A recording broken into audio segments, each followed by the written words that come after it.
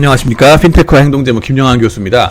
지난 시간에 저희는 가치주 효과 뭐 이런 거에 대해서 말씀을 드렸습니다. 가치주 효과 사실 준강형 효율적 시장 가설이라고 그러고 만약에 CAPM이 맞다 그러면은 그런 가치주 효과는 없어야 된다는 건데 나타난다는 거죠. 그 가치주인지 성장주인지 따라서 이 성장주를 공매도 치고 가치주를 롱을 치면 롱숏 포트폴리오를 치면 이 포트폴리오가 퍼포먼스가 좋더라, 뭔가 돈을 벌더라 하는 겁니다.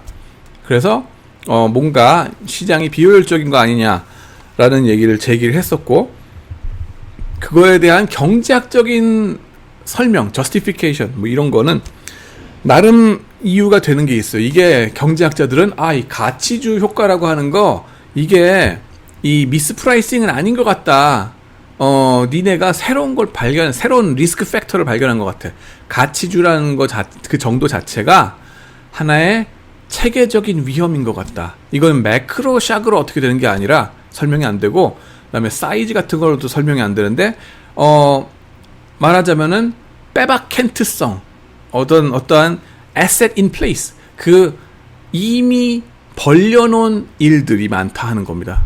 싸놓은 똥들이 많다 그럴까요? 아니, 이미 그 회사에서 이 업력을 쌓으면서 공장도 많이 지어놨고, 노조도 많이 형성이 돼 있고, 그래가지고 그 어떤 업종에 딱 스페시픽하게, 전문성이 잡혀 있는 거예요. 그래가지고, 있다 보니까, 이 인더스트리, 저 인더스트리로 막 토끼처럼 점프를 할 수는 없어요. 그렇지만은, 대신에 그 나름의 업력 가지고서 할 수 있는, 그죠? 그런 퍼포먼스를 나중에 보여주더라 하는 겁니다. 그래가지고 뭐 말하자면 총각과 중년의 무슨 처자식 딸린 사람들의 대조를 내가 말씀을 드렸습니다. 그죠? 총각들은 뭐라 그랬죠? 처녀 총각들은 다들 이 성장주, 어떻게 크로스 옵션 어디 가서든지 마음대로 이렇게 일을 할 수 있는, 어느 나라에 가서든지. 그렇지만은 이 뭐라 그러죠? 이 결혼하신 분들, 처자식이 있거나 뭐 아니면 가족들이 있으신 분들은 asset in place, 벌써 떡하니 들어앉아 있단 말이에요. 배우자분들하고 자식들이 있어가지고, 아니 뭐 어디 가서 마음대로 일하려고 그랬더니만은 뭐 어디 뭐 직장을 옮기거나 나라를 옮기거나 하려고 그래도, 이민을 가려고 그래도 가긴 어딜 가 하고서 막는 거란 거죠. 좌우지간에 그렇게 해가지고 그런 inflexibility, 움직일 수 없는 빼박켄트성 때문에 지금 당장은 디프레스돼 있다. 이 마켓에서 배 나온 아저씨 뭐 이러면서 이럴지 모르지만은, 이런 분들이 말하자면은 그 업종에서 나름대로 더 많이 퍼포먼스를 보여줘가지고 수익률이 훨씬 더 좋더라 나중에. 그래서 이런 밸류 스탁들을 잘 투자할 줄 아는 회사들을, 그죠? 잘 잡아내는 게 중요하다. 그게 워런 버핏의 아이디어랑 같이 간다 라고 말씀을 드렸습니다. 자, 이제 이번에 거는 뭐냐면은, 이제 그러면은 그런 팩터가 아니라 그 캐릭터 효과들도 있고, 이러한 CAPM이나 이런 걸로 기존의 모델로 설명이 안 되는 것들이 나오는데, 이제 CAPM으로 다시 돌아가 볼게요. 세큐리티 마켓 라인을 지난번에 말씀을 드렸었는데, 그죠? 베타 하나로 모든 그 리스크 프리미엄을 설명할 수 있다. 각 회사마다 베타가 수천 개 회사가 수천 개 베타가 나오고, 그 회사들의 장래 수익률 이거 갖고 백테스팅을 해보는 거죠. 그랬더니만은 작년 10월 달에 우리나라 주식 갖고 세큐리티 마켓 라인이 이렇게 나왔어요. 예. 우리나라 거였던가 미국이었던가 제가 지금 잠깐 헷갈리는데 미국이었던 것 같습니다. 미국의 3,500개 종목 갖고서 이렇게 베타를 만들었어요. 그리고 이렇게 그 후에 퍼포먼스, 리턴 가지고서 그래프를 만들었습니다. 하이 리스크, 하이 리턴 모습이 나와서 좋았다 그랬죠, SML이. 그런데 이게 CAPM으로 나온 SML 이건데, CAPM이 완벽한가 하는 거가 일단 이번에 퀘스천이 되겠습니다. 10월 달이라 그랬잖아요, 10월 달. 그죠? 2020년 10월 달에 이런 식으로 나왔어요. 베타가 높을수록 기대되는 수익률도 높게 나오긴 하더라. 잘 되긴 하더라. 그런데 그 다음 달 딱 넘어갑니다. 노벰버. 그랬더니 세큐리티 마켓 라인이 이렇게 변합니다. 기울기가 확 떨어지죠. 그죠? 아니 이게 웬일이에요? 아니 이게가 되게 절대적이고 우수하고 뭐 노벨상 받은 거라면서요. 절대적인 거 아니에요. 이렇게 이제 데이터를 갖고서 테스트를 해보면은 이런 식으로 계속 변합니다. 이것도. 이제 데이터를 하다 보면 이제 노이즈들이 많이 있기도 하고 여러 가지의 에러들이 있기 때문에 이런 식으로 흔들리게 됩니다. 세큐리티 마켓 라인도 흔들리게 되고요. 그런 문제들이 발생을 하는데, 그 다음에는 이 통계적인 테스트로 인해서 얘네가 노이지하다, 그 에러가 많다 하는 거는 중요하긴 한데, 그러면서 또 한 가지 궁금한 건 뭐냐면은 캐펜 말고 없나? 요 한 팩터, 시장의 모든 그 리스크를 캐팸이라는 그 뭐라죠? 이 마켓 리스크 하나 갖고서 모든 시장의 이제 증권이나 아니면은 자산들, 원유를 비롯해서 금이든 부동산이든 비트코인이든 이러한 모든 그 위험 자산에 대한 리스크 리턴 관계를 설명하는데, 캐팸의 마켓 리스크 그거 하나밖에 없을까? 요거 캐팸이 절대 진리일까? 하는 거가 질문이 들어가는 겁니다. 여기 보시면 리스크 프리미엄 오브 I라 그랬잖아요. 자산 하나의 리스크 프리미엄. 이걸 분해하는데 오직 한 요소 말고 여러 가지 요소로도 가능하지 않은가? 캐팸은 한 요소 갖고 분해한 거거든요. 시장 리스크 프리미엄이라는 거, 공통적인 시스테믹한 거. 그 다음에 거기에 얼만큼 얘가 올라타는가, 내지는 그 주식마다의 이 민감도, 요걸로써 다 한 팩터를 가지고서 설명을 했어요. 팩터와 민감도 요거 하나 갖고. 자, 그러면은 한 팩터 말고 다른 요소들도 또 멀티플로 가능한 거 아닐까 하는 거예요. 예를 들면은 식품공학 있잖아요. 식품공학에서 이건 한양대 강영구 교수님이 이제 얘기하신 건데, 식품공학에서 뭐라 그럽니까? 영양소는 탄수화물, 단백질, 지방 이 세 가지. 물론 거기에 무기질, 비타민 뭐 이런 것도 있습니다만 탄단지 세 개로 딱 설명이 되지 않냐. 그죠? 맞습니다. 모든 음식이, 이 커피 저도 지금 들고 있는데, 커피 같은 것도 사실은 여기에 이 탄수화물이 몇 퍼센트, 단백질 몇 퍼센트, 지방질 몇 퍼센트로 핵심 요소, 영양 요소로 이거 분해를 할 수 있지 않냐 하는 거예요. 핵심 요소들이 몇 개 있지 않냐. 그죠? 사과도 탄수화물 몇 프로, 단백질 몇 프로, 지방 몇 프로. 부대찌개도 탄수화물 몇 프로, 단백질 몇 프로, 지방 몇 프로라고 할 수 있지 않냐. 그래서 커피를 먹이거나 사과를 먹이거나 부대찌개를 먹이거나 이러지 말고, 그 대신에 이 부대찌개 먹고 싶으면 부대찌개를 막 이렇게 끓여서 먹지 말고, 그냥 그 탄수화물과 단백질과 지방 그 구성하는 퍼센티지만큼 덩어리로 줘서 그냥 먹여라. 그러고 나면 내 몸에서 일어나는 그 받아들이는 효과는 똑같은 거 아니겠냐 하는 게 지극히 공학적인 단순 무식한, 그죠? 방법입니다. 탄수화물, 단백질, 지방 구성 요소로 입 벌려 집어넣고서 끝. 물론 여기에서 부대찌개를 먹을 때 그 식감이라든가, 그죠? 그때 그 분위기라든가 소주를 막 하는 그거는 잊어버리시라는 거죠. 그 감정 요소는. 그러려면 부대찌개 왜 먹냐고, 그죠? 근데 좌우지간에 이제 공학적으로는 그렇다는 겁니다. 몸에 들어가는 그 영양 요소가, 그죠? 사과도 마찬가지. 그런 식으로 분해를 해서 재구성을 할 수 있지 않겠는가. 그러면은 시장 요소, 그 캐팸으로 되돌아가서 우리 리스크 리턴 모델 그랬는데, 여기 탄수화물, 단백질, 지방 식품공학은 적어도 세 요소는 있는데 캐팸은 딱 한 요소밖에 없네. 시장 요소. 다른 요소는 안 될까요? 그 얘기입니다. 그러면서 이제 멀티 팩터 모델이 발전하는 겁니다.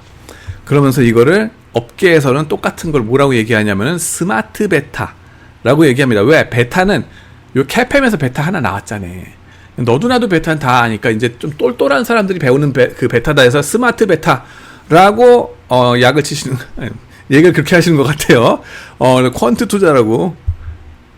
파이낸스 중에 퀀티테이티브 안 한 거 있어. 다 숫자 쓰는 건데, 그죠? 좌우지간에 그렇게 해서 이제 인더스트리에서는 잘 각광을 받고 있습니다. 헤지펀드 쪽에서. 그래가지고 이 팩터들, 요소들, 위험 요소들, 탄수화물, 단백질, 지방 얘기한다 그랬죠, 그죠? 그런 것처럼 파이낸스에서도 시장 요소 말고 다른 그 시장 요소에다가 추가적으로 무슨 다른 요소들을 계속 발견해 내가지고 쌓아보자 하는 어프로치입니다. 그게 이제 퀀트 투자의 방법이고요. 그래서 보시면은 여기에 나오는 게 뭐냐, 그 각각의 개별 회사의 액세스 리턴 내지는 리스크 프리미엄이죠. 국고채 대비 각각의 자산이, 그죠? 테슬라면 테슬라 리스크 프리미엄, 테슬라의 리스크 프리미엄 뭘로 해석할 수 있느냐, 뭘로 재구성할 수 있느냐, 그리고 뭘로 재구성할 수 있느냐. 탄수화물, 단백질, 지방, 부대찌개 이런 것처럼 여기 시장 요소, 시장 위험 요소, 그 다음에 시장 위험 요소에 이제 올라타는 베타, 민감도 있죠. 요소에 대한 민감도, 요소에 대한 민감도에서 요소를 몇 개 해서 각각의 민감도를 구해서 곱한 다음에 더해버리면 된다 하는 거고요. 원 팩터 모델, CAPM은 요거 하나였습니다. 투 팩터 모델은 뭐냐면 무슨 세컨 팩터가 뭐가 될지 몰라도 하여튼 간에 갖다 집어넣고서 거기에 대한 민감도를 곱해주고 그 다음에 더해주자 하는 거예요. 세 번째 팩터, 네 번째 팩터 막 그럴 수 있겠죠. 뭐 수십 개, 수백 개 팩터가 지금 나오고는 있습니다. 근데 risk premium of any security would be explained by risk factor Z 그랬습니다. Z. 그래서 이게 Z가 중요한 겁니다. 이 복수. 예, 그래가지고 보시면은 여기 두 개 팩터를 생각했을 때는 그래프로 어떻게 그릴 수 있느냐? 이 Z가 요거라고 치시면 돼요. 수직으로 가는 게 요거. 개별 주식의 초과 수익률은 뭘로 여기 이제 그 vertical 이 수직선 그 Z축이 되겠고요. 요거를 뭘로 설명하느냐? X축과 Y축으로. 그죠? X축과 Y축으로 설명해야 되는데 X축에는 뭘 집어넣느냐? CAPM에서 쓰이는 요 마켓 리스크 팩터와 그 민감도를 갖다 집어넣고 Y축에는 두 번째 팩터 갖고서 집어넣고 민감도 집어넣고 뭐 이렇게 되면 요 Z축으로 Z축을 설명하는 게 된다. 3차원 그래프를 생각할 수 있다 하는 겁니다. 전에는 CAPM 때는 2차원으로 끝났죠. 설명하기 쉽고 노벨상 타기 쉽게. 그죠? 근데 이제 차원 수가 높아지는 겁니다. 지금 팩터 2개가 돼도 벌써 3차원 되고요.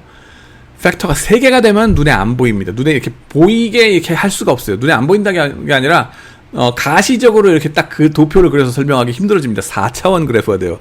하여튼 간에 그런 식의 이제 다차원 내지는 멀티 팩터 모델이 되겠습니다. 그래가지고 보시면은 CAPM으로 되돌아가요. CAPM으로 되돌아가면 원 팩터 모델이라고 그랬죠. 마켓 팩터가 하나 있고 베타가 있고 그 다음에 여기에 그 각각 주식의 초과 수익률이 있고 그 다음에 여기에 플러스 알파를 생각했었어요. 플러스 알파. 뭐냐면 이게 리그레션을 돌리는 거라 이거죠. 리그레션 돌렸을 때에 이 회귀 분석을 했을 때 각각의 그 증권의 초과 수익률은 시장 팩터, 시장의 리스크 프리미엄으로 설명이 되고 나서 남는 찌꺼기, 설명이 안 되는 부분, 이거를 알파라고 한다는 거예요. 알파. 그래가지고 보면은, 아니, 이게 요거가 사실은 여러분들이 암기했던 공식하고 비스무리하네요? 근데 그게 왜 비스무리하냐면요. 여러분들이 암기했던 거는 다 이 알파를 제로라고 가정하고, 즉, CAPM이 맞다고 가정하고서 넘어간 거예요. 전제를 하고서 알파 이퀄 제로를 놓고 써먹은 겁니다. 근데 질문이 되는 거는 수만 개의 종목을 놓고서 이런 테스트를 하잖아요. 그랬을 때 알파를 봤으면은 그 수만 개의 알파가 나올 텐데 그 알파들이 평균적으로 0일까? 하는 게 문제가 됩니다. 종목들 수천 종목이 있잖아요. 그 수천 종목들을 놓고서 이런 그 회귀 분석을 돌리고 나면은 이 인터셉트 내지는 이 그러죠? 이 Y 절편, 그죠? Y 절편이라는데 요것이 0이 될까를 테스트해 보는 건데요. 60년대 유진 파마 할아버지께서 박사를 받으실 때는 알파가 이거 제로라고 나왔어요. 그래가지고 시장이 역시 효율적이구만, CAPM이 맞네 라고 얘기를 했어요. 근데 70년대 이후로 80년대부터 들어서면서 80년대 약간씩 반란이 일어나면서 조금씩 조짐이 일어납니다. 알파가 해보니까 0이 아니던데, 아까 말씀드렸죠. 빤스 교수님, BANZ 교수님. 그분부터 시작해서 81년도인데, 사이즈 포트폴리오를 해가지고 이런 걸로 해서 알파를 구해보니까, 알파가 제로가 아니던데? 이런 현상이 나타나는 거예요. 모멘텀, 자가디 셴틸만 교수님들 나왔잖아요. 그분들도 이거 갖고 CAPM 돌려서 해보니까, 모멘텀 포트폴리오의 알파가, 제로가 아니던데? 양수가 나오던데? 그 다음에 또 뭐예요? 오버리액션 말씀드렸죠. 드반텐 테일러 교수님. 그분들이 이 테스트를 또 해보니까 알파가 제로가 아니던데? 양수던데? 이게 나오는 겁니다. 계속적으로 알파가 제로가 아니더라. 그래가지고 이 행동 데모 하시는 분들은 이걸 봐라. 이게 바로 미스프라이싱의 증거다. EMH 개나 주라 그래! 이렇게 되는 겁니다. 뭐냐면은 그 시장 효율적이라는 경제학자들의 말씀, 저리 가세요. 이런 뜻이 드는 거예요. 그리고 네오클래시컬 파이낸스 가이드, 경제학자분들은 뭐라 그러냐면은 그거에 대해서 아니야, 우라 맞아 그러면서 기존의 수익률 모델에 조악해서 그렇지 점점 더 세련된 모델을 쓰면 숨겨졌던 리스크 팩터가 잡히고 알파가 0이라고 다시 입증이 될 거야 라고 소리를 지르십니다. 즉 CAPM 써서 이렇게 알파가 0이 아니라고 나왔다고? 그건 CAPM이 문제지 이 EMH가 문제는 아니야. 시장이 효율적이라고 하는 우리의 가설이 문제는 아니야 라고 얘기하시는 거예요. 디펜스를 하시는 거예요. 계속. 즉 니네는 여기 알파가 0이 아니라고 나왔으면은 새로운 어떤 시스테매틱한 리스크 팩터를 발견한 거야. 그걸 뭐라고 할지 우리가 한번 찾아보자 라고 주장합니다. 그래서 가장 그렇게 해가지고 성공적이었던 거가 밸류 팩터가 됩니다. 밸류 팩터. 근데 모멘텀이나 사이즈 같은 건 여전히 이코노미컬리 경제학적으로 설명하기가 구린 구석이 많이 있어요. 불완전한 구석이 많습니다. 좌우지간에 그렇게 해가지고 보시면은 경제학자들의 얘기를 이제 갖다가 해보면은 요인들을 CAPM 요인 하나 있었죠. 요인 1, 그 다음에 요인 2, 요인 3. 요인들, 위험 요인, 리스크 팩터들을 시스테매틱한 리스크 팩터들, 체계적인 위험 요인들을 갖다 계속적으로 발견해내자 하는 것이 바로 경제학적인 어프로치가 되겠습니다. 어떤 위험 요인들로 다 설명되고 말 것이다. 탄수화물, 단백질, 지방으로 다 될 거야. 그죠? 식품공학은 3개로 다 끝났어요. 근데 파이낸스에서는 3개로 되라는 보장이 없어요. 식품공학에서는 또 단백질, 탄수화물, 지방, 이거 현미경으로 보면 분자 구조가 눈에 보입니까? 안 보입니까? 눈에 보여요. 전자현미경이든 모든 현미경 갖다 딱 이렇게 보면은 저거 단백질 생긴 건 요렇게 저렇게 생겼구나. 분자 구조가 다 나온다니까요. 근데 파이낸스 쪽은 리스크 팩터라고 하는 요인 자체가 진짜로 그런 요인이 있는지 없는지 눈에 보입니까? 안 보입니까? 안 보여요. 이건 눈에 안 보이는 거예요. 파이낸스는 눈에 안 보이는데 이렇게 추론해 나가면서 이런 것 같아 라고 얘기하는 거예요. 일단 요거는 CAPM 팩터는 요거는 그래도 그나마 매크로 팩터로서 이제 다들 얘기가 가능합니다. 하지만 나머지 것들 밸류 팩터도 그나마 조금 되는데 다른 팩터들 같은 경우는 얼마나 더 다른 팩터가 더 있을지도 모르겠고, 그죠? 중첩되는 거 없을까? 늘 그것 때문에 고민하고 그런 상황입니다.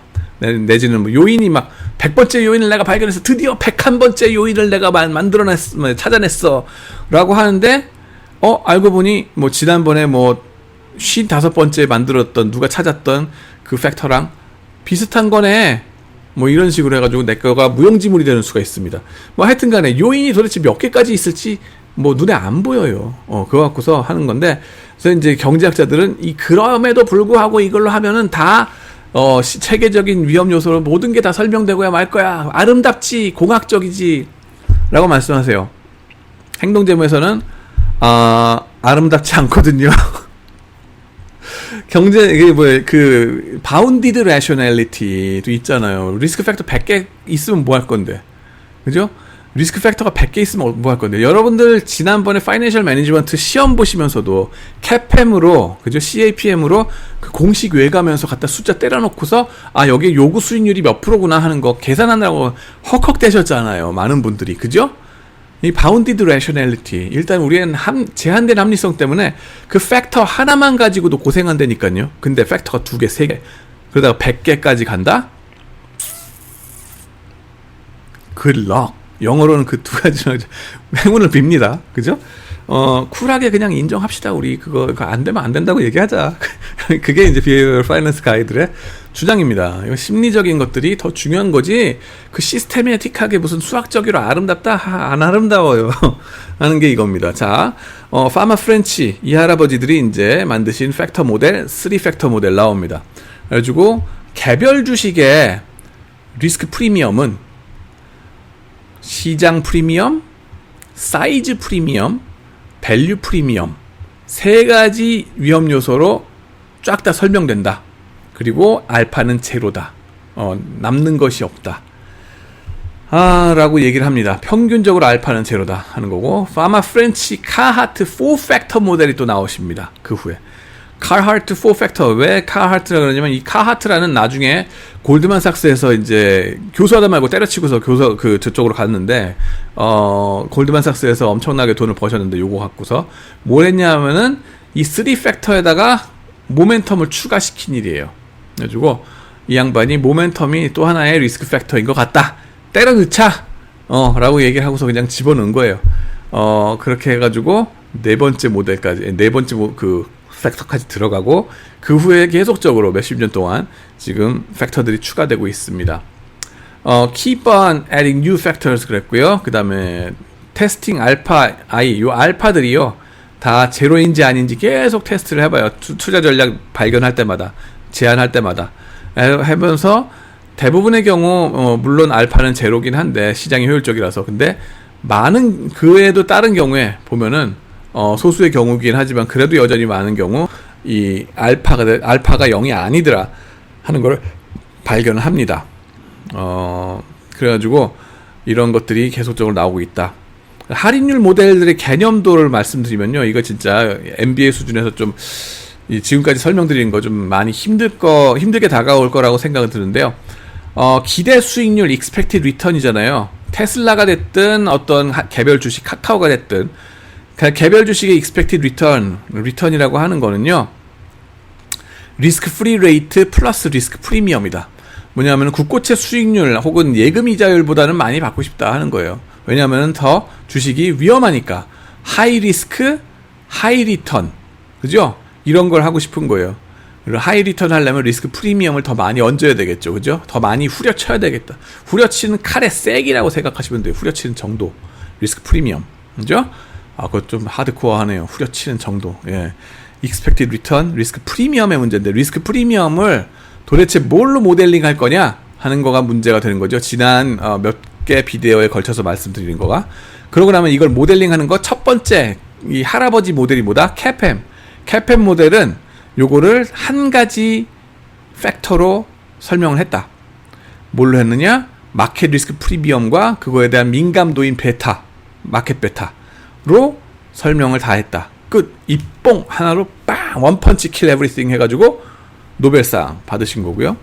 그 다음에 나오는 모델들은 뭐냐 하면, 파마 프렌치를 비롯해서 분들이 하시는 게 뭐냐 하면은, 이거를 한 팩터로만 보는 게 아니라 여러 다른 팩터로 해가지고, 팩터와 그 개별 팩터가 몇 개가 있고, 몇 개가, 3-4개가 있고, 각각 팩터에 대한 민감도들이 있을 거다. 그래서 각각을 곱해줘가지고 쭉 더하면은 그것이 리스크 프리미엄이 아니겠냐 하는 거예요. 그래가지고 그 리스크 프리미엄을 리스크 프리 레이트에다 더하면은 기대 수익률이 된다 하는 겁니다. 자, 그래가지고 요 기대 수익률에 대한 모델들을 모델링한 노벨상 받은 방법들 요거 하고, 그 후에 어떻게 또 다른 노벨상이 그러니까 요 3팩터 이거 하신 파마 분도 또 그 상을 받았으니까 이런 식으로 노벨상 받은 분들의 모델들을 받고, 이게 이제 스마트 베타라고 하는 게 요거에 대한 얘기다 하는 거예요. 물론 여러분들 중에 이제 시그마를 보는과 동시에 이 시그마 이거 보면서 막 경기를 일으키시는 분들도 있을 수 있습니다. 하지만은 쫄지 마시고, 어차피 이제 문과로만 살 수는 없어요. 우리가 앞으로 남은 생이 사실 우리가 80 이상 90세 이상 100세까지 사는데 이과 수학을 하셔야 됩니다. 괴로워도 슬퍼도 이과 수학은 하셔야 됩니다. 그래서 시그마라는 것도 익숙하게 좀 해놓으셔야 돼요. 더한다는 뜻이에요. 더한다. 뭐냐면은 팩터가 뭐 2개면 2개끼리 더한다는 거예요. 2개 팩터와 2개 베타 곱해서 이걸 더한다. 3개면 3개 팩터와 민감도를 곱해서 3번 더한다. n번이면 n번 더한다. f번이면 f번 더한다. 이런 거예요. 그죠? 그렇게 하는 더한다는 뜻이고요. 그렇게 해서 리스크 프리미엄을 어떻게 모델링 할까 하는 거에 진화해온 방법을 봤습니다. 그래서 한 팩터로 되는 거, 멀티 팩터로 되는 거, 쭉쭉쭉쭉 발전하고 있는 중이다. 조심하셔야 될 건 뭐냐면요, 조심하셔야 될 거는 CAPM으로 해서 나온 expected return 하고요, 다른 그 3팩터, 4팩터로 해가지고 계산해보는 expected return 하고요. 그죠? 실제 데이터 나오는 걸 보면은 같은 expected return 나오기를 바랄 수는 없어요. 이거는 expected return 자체도 뭐가 진리 expected return이다 하는 게 눈에 딱 보이나요? 안 보이나요? 눈에 안 보입니다. 안 보여요. 그냥 이건 우리가 개념적으로 이렇게 expected return, 기대 수익률을 추정하자 하고 생각하는 거지, 숫자로, 데이터로 딱 그 실현된 걸 보면은 다 다릅니다. 다 다르기 때문에 요 두 개가 등호라고는 쭉쭉쭉 등호 됐긴 했는데, 그것이 요거하고가 같은 숫자로 떨어져야 되느냐? 아니요. 아닙니다. 다른 숫자로 나올 수 얼마든지 많이 있습니다. 거의 대부분의 경우 다른 숫자가 나올 수밖에 없어요. 좌우지간에 그거까지만 말씀드리고요. 그 다음에 스마트 베타, 궁금하신 분들은 이현열 씨의 책을 한번 탐독해 보시기 바랍니다. R을 이용한 퀀트 투자 뭐 이런 것도 해보고 싶으시면은 한번 자습을 해보시는 것도 좋고, 이런 거 가지고서 스터디 그룹 만드시거나 그러시면은 저한테도 말씀해 주셔도 좋습니다. 저도 뭐 이런 거를 뭐 방학 중에 같이 스터디를 한다든가 아니면은 뭐 과목을 이런 걸로 해볼까도 생각은 해봤는데 수요가 별로 없을 것 같아서 지금 안 했습니다. 좌우지간에 그렇고, 학부선에서는 지금 하나 하고 있고요. 그 다음에는 할 수 있다 퀀트 투자, 강한국 선생님 유튜브 채널에도 보시면 이런 거에 대한 설명 잘 재미있게 나옵니다. 또 최근에 신간 하나 내셨던데 한번 보시기 바라고요. 그렇습니다. 그 다음에는 효율적 시장이라는 것이 조인트 하이퍼세시스 프로블럼, 이제 문제가 되는데, 효율적 시장이라고 하는 걸 왜 가설이라고 얘기하느냐 질문들 많으실 수 있습니다. 왜 가설일까? 하이퍼세시스일까? 이상하지 않습니까? 노벨상을 받은 건데, 노벨상을 받은 게 왜 가설 단계에서, 학문이라고 하는 건 좀 단계가 있어요. 일단 뭔가 현상을 설명하기 위해서 이거 인과관 설명하는데 이런 거 아닐까? 라고 하는 거가 가설이에요. 이렇게 된 거가 가설로서 설명을 그럴듯하게 얘기를 해봐요. 그죠? 인과관계 같은 거를. 가설이 있으면은, 가설 셋업하고 하면은, 그 다음에 그걸 데이터 가지고서 테스팅을 해봅니다. 그죠? 데이터 갖고 테스트를 해보면은 그것이, 맞다. 그 가설대로 인과관계가 얘기가 되네. 그러면 그것이 이론이 됩니다. 그러고 나서 이론이 잘 팔리면은 성공했네, 대박 났네, 그러면서 노벨상 받는 거예요. 그렇게 해서 아인슈타인도 상대성 이론 뭐 이런 것들이 가설 단계가 아니라 이론이 된 다음에 노벨상 받았어요. 근데 효율적 시장 가설은요, 유진 파마, 이분은 가설 단계에서 막 노벨상을 받아버려요. 이분이 아인슈타인보다 더 훌륭해서가 아니고 이건 이론이 되기가 힘들기 때문에 그렇습니다. 왜? 가설은 세울 수가 있는데 이거를 과학적으로 테스트를 할 수가 없어서, 제가 말씀드렸잖아요. 과학적인 테스트를 하려고 그러면은 A 이꼬르 B냐 아니냐, 가격이 내재가치랑 같냐 하는 걸 테스트하려고 그러면은 가격도 내재가치도 다 눈에 보여야 가능한 거거든요. 눈에 보여야 가능한 거거든요, 테스트가. 근데 가격만 보이고 가치는 눈에 안 보여요. 그러니까 과학적 테스트가 안 되죠. 그래서 계속 가설 단계에 있을 수밖에 없어요. 그래서 이런 한계가 있다 하는 거고요. 그 다음에는 이렇게 해서 뭔가 하나 벤치마크 모델을 갖고 CAPM 하나가 맞다고 치자 가정하고 들어가서 데이터 갖고 테스트를 막 해봐요. 그러면 효율적 시장이네 혹은 아니네 하고 막 얘기가 나와요. 근데 가령 아까처럼 효율적 시장이 아니네, 알파가 제로가 아니네 하고 결과가 나왔어요. 그러면 이걸 뭘로 해석해요? 효율적 시장이 아니다 라고 해석을 해야 되나? 아니면은 CAPM을 쓴 그 벤치마크 모델이 불완전한 거다 라는 걸로 해석을 해야 되나? 딜레마가 생기는 거죠. 그죠? 이게 이 모든 게 다 뭐 때문이다? 진실한 가치 눈에 안 보이기 때문이고, 진실한 완벽한 기대 수익률 모델은 눈에 안 보이는 거기 때문이다. 이 기대 수익률 모델이라고 하는, 기대 수익률이라고 하는 거, 이거 자체가 눈에 안 보이는 걸 갖고서 얘기하려고 그러니까 이 사단이 나는 거다. 이래서 사회과학이 맨날 힘든 겁니다. 자연과학에 대비해서. 이럴 줄 알았으면 자연과학을 할 걸. 이런 생각들이 한두 번 드는 게 아닙니다. 좌우지간에 계속해서 이제 숨바꼭질처럼 계속 경제학자들과 행동재무학자들 간에 숨바꼭질이 계속 일어나고 있어요. 여기까지 말씀드리고요. 다음번에는 뉴스와 노뉴스에 대한 주가 반응, 이것도 또한 약형 효율적 시장 가설에 반대되는 증거가 되겠습니다. 그거에 대한 디스커션 다음 비디오에 아주 재밌으니까 한번 기대해 주시기 바랍니다. 감사합니다.